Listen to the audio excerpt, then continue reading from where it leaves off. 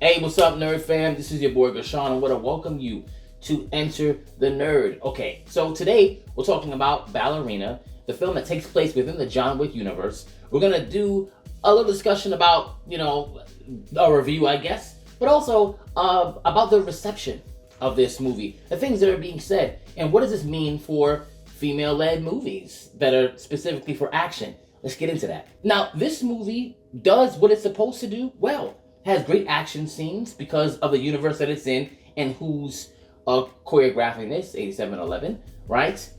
And then, as far as the weak points, the same thing that the John Wick series had, is about building that overall cohesive lore. That's always where it struggles.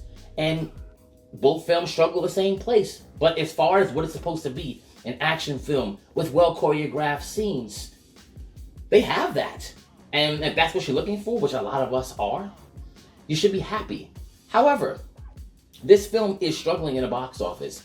It'll probably make about 100 million. And that number is very important because another film made by the same studios, an Atomic Blonde that came out some years back, also made about 100 million altogether. We're gonna see what the commonalities are when it comes to these types of films. So I'm hearing a lot of chatter about this movie in all different directions, some of which are coming from people who have never actually even watched this movie. And that's very, very interesting. And I've obviously seen some people, specifically, there's one video that I watched from Nerdrotic where he speaks about how this movie and Furiosa weren't the girl boss, I don't need no man kind of movies. And it wasn't. It was not. This movie is actually the opposite because they even do this thing where they talk about fight like a girl. And what that meant was you're not as strong as dudes, so you're going to have to be clever and dirty. And she has great ways to be able to do that. They also add more women for her to fight here. That way she can actually have a full fight scene rather than always getting tossed across the room by a whole bunch of dudes, because Ana de Armas, who plays Eve in this movie, is not a big girl. So you need to kind of have that in the middle stuff. And that's good because there should be more like female, like henchwomen, so you can see that because they're using guns and all that anyway. So you should be able to have a good bit of a mix, especially if you're going to have a female as the lead. So they did a lot of really cool stuff, and she had like crazy grenade kills, and she used her environment well in the way that you would expect someone her size to have to do when she's facing guys, right? So they do that well. And even she has a scene where she fights John Wick, and a lot of people would have thought, oh man, they're gonna try and make her more powerful. Exactly the opposite. He wipes the floor with her, which he should, because he's better than pretty much everyone. He's the boogeyman, right? And she is not only just not on the same level, but she's also inexperienced. Like, she's rather new to this type of stuff, and they illustrate that as well. As talented as she is, she's still very new and learning, and there's people who are better than her who she kind of just skates by a lot of times in this movie, which is cool. So she's not overpowered. The story, obviously, I'm not gonna get into any spoilers just in case you want to go see it, but there's a lot of convoluted stuff as it is in the John Wick universe. They try to add and even another guild that we're not hearing about until now. Even John Wick's inclusion is a little bit weird. Not because he shouldn't be included, but because it takes place between 3 and 4, and we know that he was a little too busy to be doing what he did in this film. So it's a bit of a plot hole, but once again, that seems to be the thing. The studio has a hard time with the plot and leaving a lot of things open, but they don't have a hard time making amazing fight scenes that tell great stories within those scenes. The choreography is always top notch.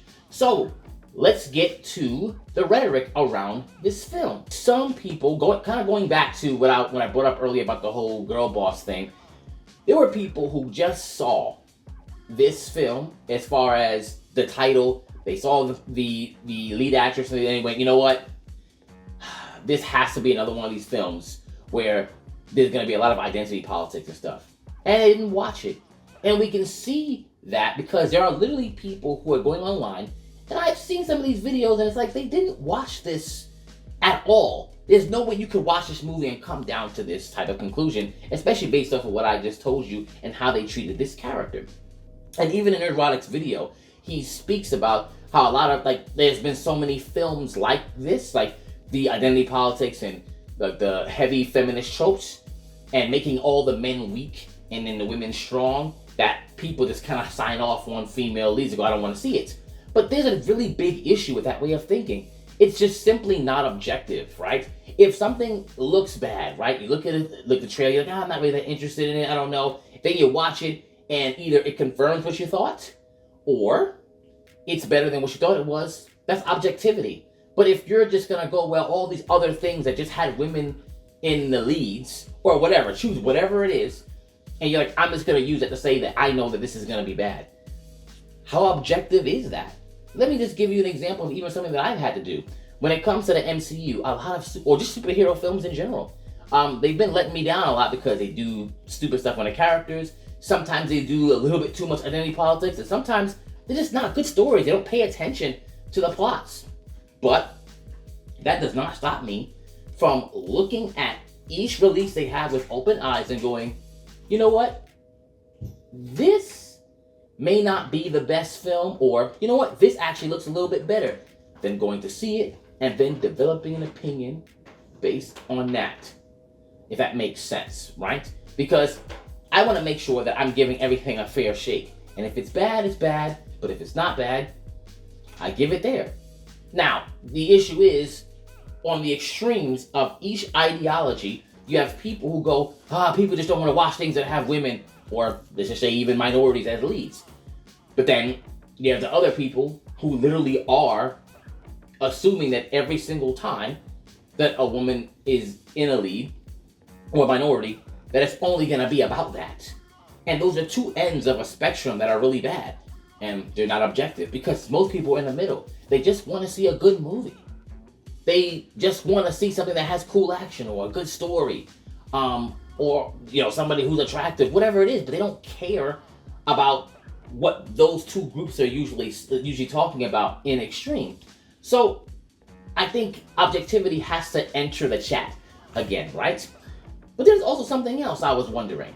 There's way more women than men. How come a lot more women aren't coming out to support this? Because I think that films like Ballerina and Atomic Blonde are extremely important to this genre. Because not only does it have women leading, but these women are allowed to get dirty, ugly, beat up, and they don't have to be scantily clad in a tight suit to be able to do it. They can still be feminine, like they're attractive, but they're there to whip ass. You see it. Charlize Theron's character in Atomic Blonde was excellent, and by the end of that one shot scene, she's going up and down the stairs, she looked like mincemeat, and they should be allowed to do so. Same thing with Ballerina. She was getting hurt in this movie. It's not like Black Widow in the MCU, where she dodges everybody's hits and leaves just as good looking as she was in the beginning. We don't need stuff like that. We want these women to get just as hurt as the guys. John Wick got hurt bad. A lot of these action movies where it's very visceral, only the dudes are allowed to get hurt, but the women should be getting hurt the same, because they should be treated with that same respect. And films like this will ensure that that keeps going. But it seems like if you have people that just go, I'm not gonna watch it because that is a woman in it, that's not gonna help the success. But also women. It looks like a lot of women in general, this is why I brought this up, why there's more of the population when it comes to women, they're not supporting it either. And I think they support kind of the more sexier heroes, because when you see them in Comic-Con, they're dressing up as the Wonder Womans, the Selene from Underworld. Like, they are the Black Widows, like I told you about. It seems like they like that too.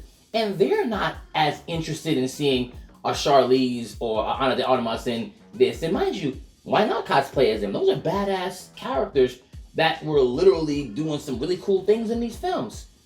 But it seems like perhaps maybe they even have a bias towards it, whether they want to say it or not. Because maybe they want the ones that got some ass showing, even though they're like, oh, I don't want to worry about the male gaze, even though those types of people are also in the minority. So I think these types of films need to be supported a bit more and watched and looked at with open eyes, especially if you like the action genre. And if you are really trying to be objective, you can't just go, well, the rest of these that kind of had these similar characteristics as far as casting means that these films are gonna go the same way as far as plot and themes. That doesn't really make any sense. It's either gonna do that or it's not. Let me know what you think. What did you think about Ballerina?